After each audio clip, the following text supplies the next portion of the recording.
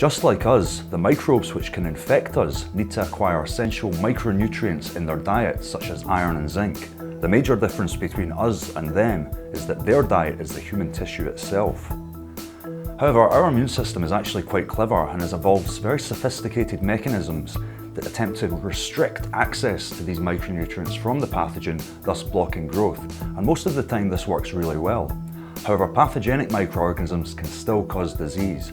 Therefore, these species must have evolved countermeasures in order to secure these micronutrients, such as zinc and iron, from the host to grow and cause disease.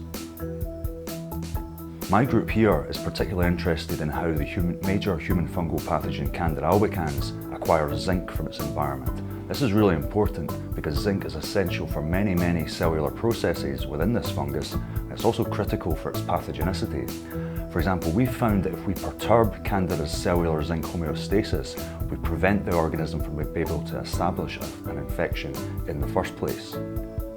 We have also found that when Candida albicans faces severe nutrient restriction within the host, it actually secretes a metal binding protein which goes out into the host tissue and steals zinc from the host tissue, delivering it back to the fungal cell.